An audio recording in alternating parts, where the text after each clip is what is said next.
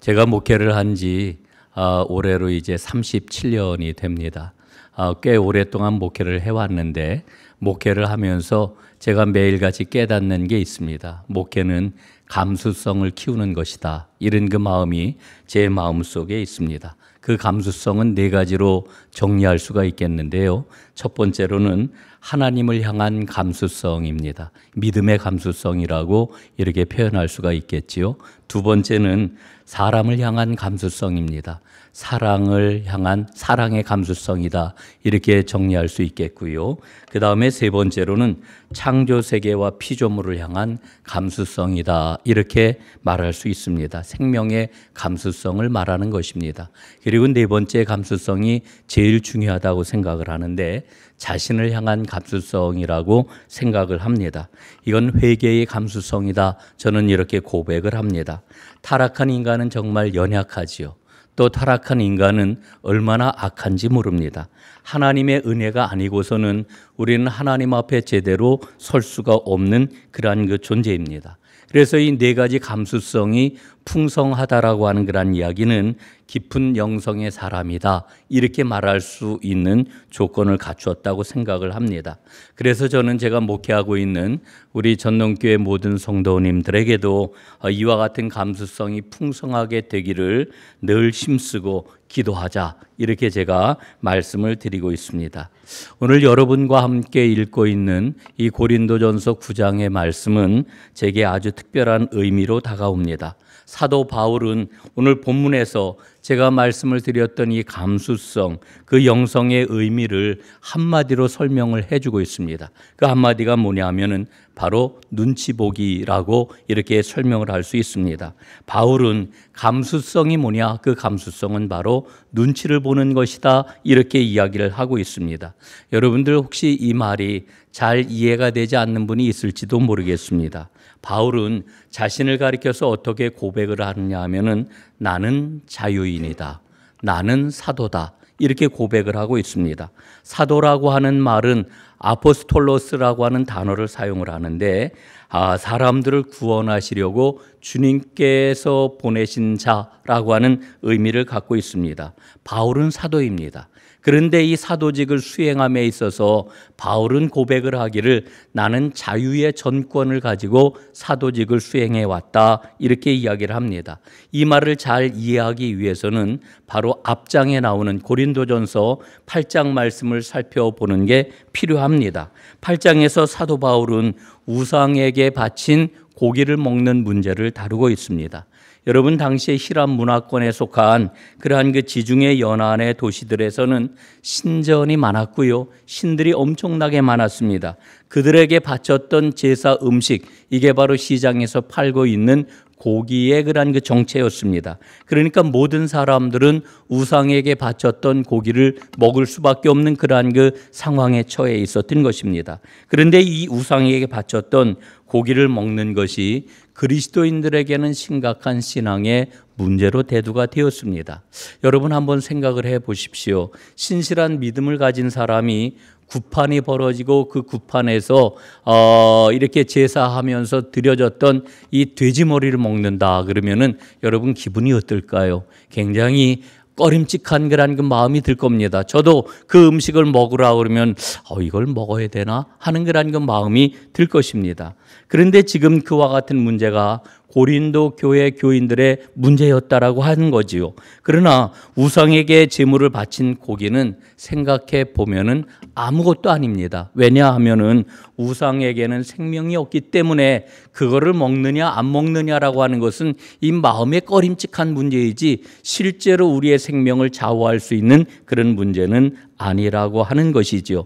그래서 성숙한 믿음의 사람에게는 그 고기를 먹든지 안 먹든지 전혀 문제가 되지 않았습니다. 그러나 약한 사람들에게는, 믿음이 약한 사람들에게는 고기를 먹는 문제가 신앙의 심각한 문제로 대두가 되었던 것입니다. 그래서 바울은 선언을 합니다. 8장 13절에 보면은 나는 그 고기를 먹지 않겠다. 나는 형제를 걸려 넘어지지 않게 하겠다. 이렇게 이야기를 합니다.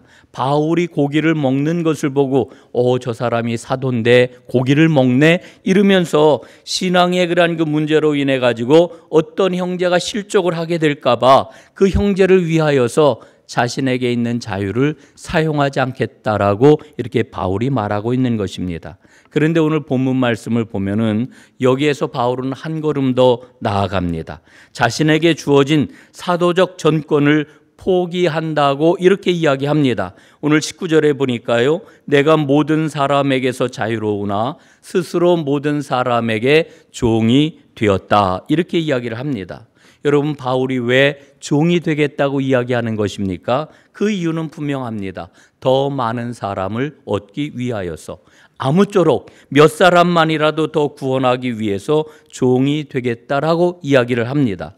여러분, 그런데 이 종이 된다라고 하는 이 말의 의미가 무엇입니까? 종은 어떤 삶을 사는 사람입니까? 종은 눈치 보는 사람입니다. 언제나 주인의 심기를 살펴보고 주인이 원하는 게 뭔지를 헤아리며 살아가는 사람이 바로 종의 삶인 것입니다. 그러니까 이 종은 주인의 눈치를 살피면서 살아가는 것이 그의 운명인 것이지요. 생각해 보면은 바울은 다른 사람의 눈치를 볼 필요가 전혀 없는 사람이었습니다. 왜냐하면은 그는 당시에 최고의 그런 그 신분이 보장되는 로마의 시민권을 갖고 있는 사람이었기 때문에 그렇습니다. 그는 당대에 가장 뛰어난 학식을 갖고 있는 사람이었기 때문에 그렇습니다. 그래서 사도 바울이 사람들 앞에서 이야기를 하면은 그가 지도자의 그런 그 역할을 감당했기 때문에 누구든지 그의 말에 귀를 기울였습니다. 그런 바울이 뭐라고 이야기를 합니까? 부도덕한 사람들, 실패한 사람들, 타락한 사람들의 종이 되어서 그들의 눈치를 보겠다고 이야기를 하고 있는 것입니다. 여러분, 왜 그렇게 눈치를 보는 사람이 된 것입니까? 저는 바울이 눈치를 보고 있는 그 눈치의 끝을 한번 쭉 따라가 보면은 거기에 서 계신 하나님을 발견한다고 생각을 합니다. 그 눈치의 끝에는 바로 주님이 계시기 때문입니다.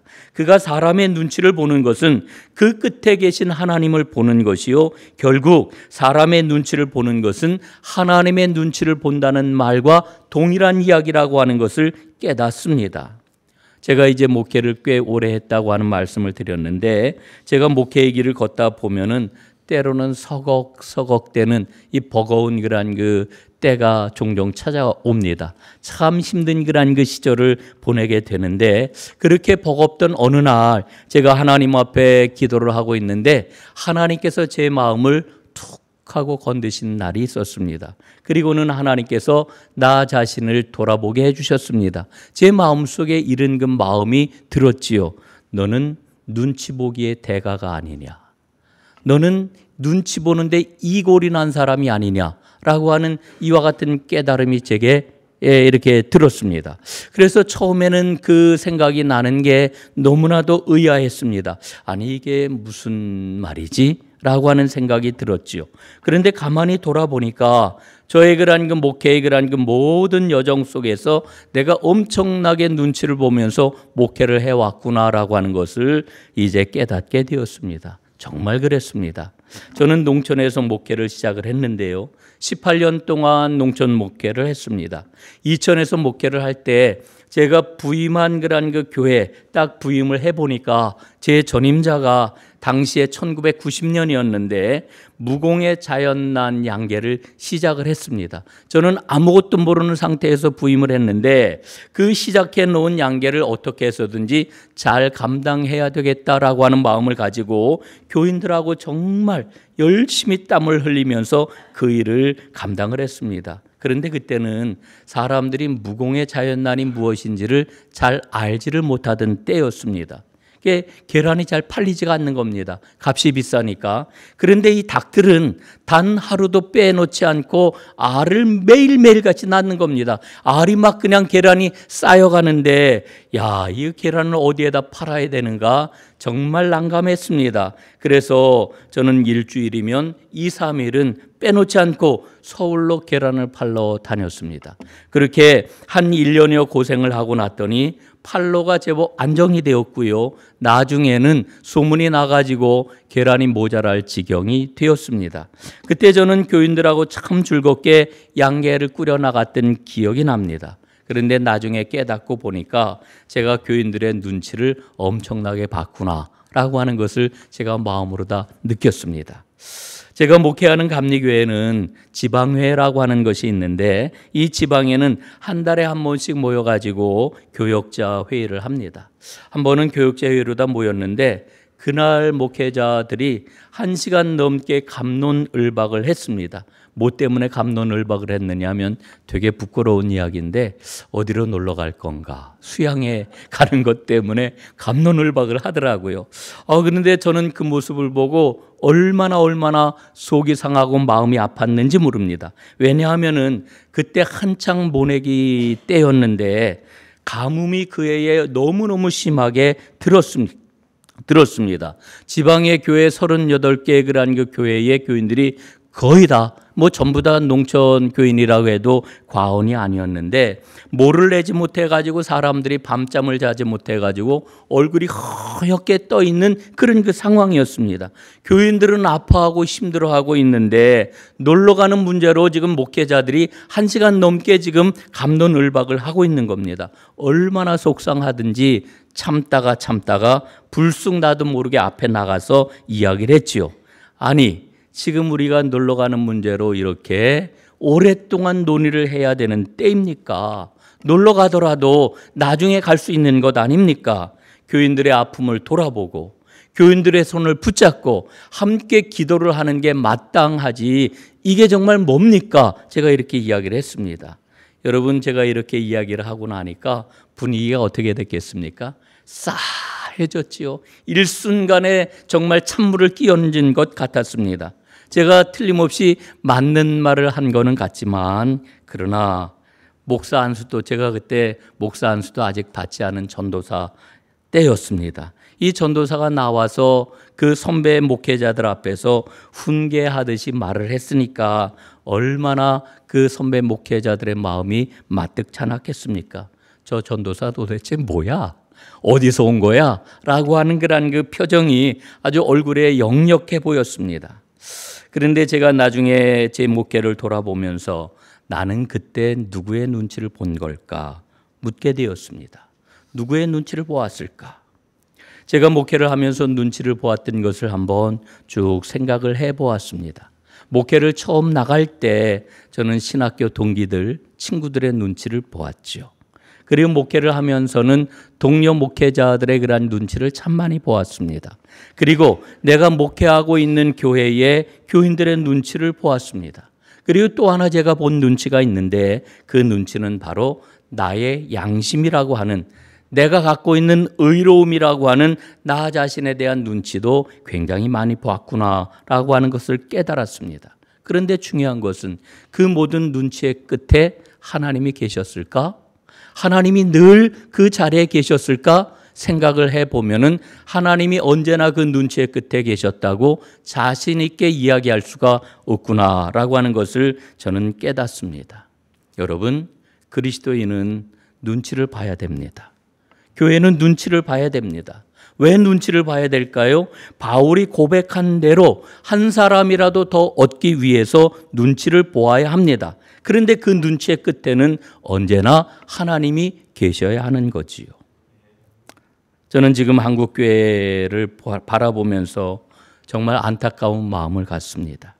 이 탄핵 국면 속에서 우리 한국교회는 지금 우리 사회로부터 엄중한 질문을 받고 있습니다. 그 질문이 무엇입니까?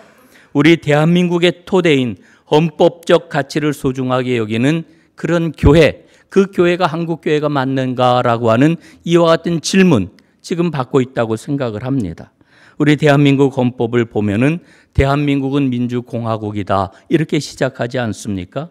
한국교회는 지금 대한민국의 자유민주주의라고 하는 정체성, 공화국의 정체성, 그리고 국민주권주의라고 하는 이 정체성, 이 가치들을 신앙의 이름으로 하나님께서 우리에게 허락하신 소중한 우리 국가의 토대라고 하는 믿음을 갖고 이것을 지키기 위해서 지금 최선을 다하고 있는지, 한국 사회는 한국교회를 향해서 이 질문을 던지고 있습니다. 이 질문 앞에서 혹시 한국교회는 하나님 눈치가 아니라 사람의 눈치를 더 보고 있다라고 하면은, 그래서 제대로 된 대답을 하지 못한다라고 하면은 이보다 더 가슴 아픈 일은 없다고 생각을 합니다. 한국교회가 이렇게 해서 회복될 수 있을까라고 하는 안타까운 마음을 가지고 하나님께 기도를 하게 되지요. 여러분, 이 세상 모든 사람은 다 눈치를 보면서 살아갑니다. 그런데 바울은 주님 때문에 모든 사람의 종이 되어 모든 사람의 눈치를 본다고 고백을 하고 있습니다. 여러분, 교회가 뭘까요? 하나님의 새로운 사회입니다. 새로운 하나님의 사회는 하나님을 알지 못하는 세상을 위해서 존재합니다. 요즘 많은 이야기를 해요. 교회가 세상에 뒤처졌다. 목회자들이 모이면, 교회 지도자들이 모이면 늘 이 이야기를 합니다. 물론 교회가 문화적으로, 시스템적으로 세상에 뒤처졌다라고 하는 것은 분명한 사실입니다. 그러나 저는 이 문제를 얘기하는 것은 본질이 아니라고 생각을 합니다. 본질이 뭘까요? 본질은 복음입니다. 우리는 복음을 붙잡아야 합니다. 복음에는 생명이 있습니다. 복음은 반드시 운동합니다. 운동력이 있다라고 하는 거지요. 그래서 교회에 복음의 생명력과 운동력이 가득하게 되면은 세상의 종이 되는 것을 너무나 당연하게 여기는 것입니다. 기꺼이 사람들과 세상의 눈치를 보는 것입니다. 여러분, 한국교회는 사람들의 마음을 읽어내고 세상의 눈치를 보아온 저력이 있는 교회입니다. 한국 기독교 140년의 역사는 칠흑처럼 어두웠던 이 땅, 이 민족에게 빛을 비춰온 역사였습니다. 세상을 향한 섬김과 희생으로 기꺼이 세상의 눈치를 보는 교회였다라고 하는 것이지요. 저는 이 눈치 보기의 역사 속에, 교회의 역사 속에서 우리가 꼭 기억해야 할 한 가지 사실이 있다고 생각을 합니다. 그것은 바로 우리 CBS, 기독교 방송국의 역할이 매우 컸었다라고 하는 거지요. CBS는 시대의 혼란과 어두움이 찾아오면은 언제나 주님이 우리를 기대하시고 우리의 손을 붙잡고 계시다는 확신을 한국 교회에 일깨워 주고는 했습니다. 우리는 세상의 눈치를 봐야 됩니다. 그 눈치의 끝에 계신 하나님을 볼 수 있어야 됩니다. 그런 믿음으로 한국교회가 세상의 눈치를 볼 수 있도록 다시 깨어 일어나야 합니다. 한국교회가 다시 깨어 일어나는 일에 우리 CBS가 더욱더 선도적인 역할을, 힘들고 어려워도 이 길을 잘 걸어갈 수 있기를 간절히 기도하며 축복합니다. 기도하겠습니다. 살아계신 하나님 아버지, 사도 바울이 한 사람이라도 더 얻기 위하여, 세상의 복음을 전하기 위하여 눈치 보는 사람이 되었다고 하는 놀라운 고백을 오늘 저희가 살펴보고 은혜를 나누었습니다.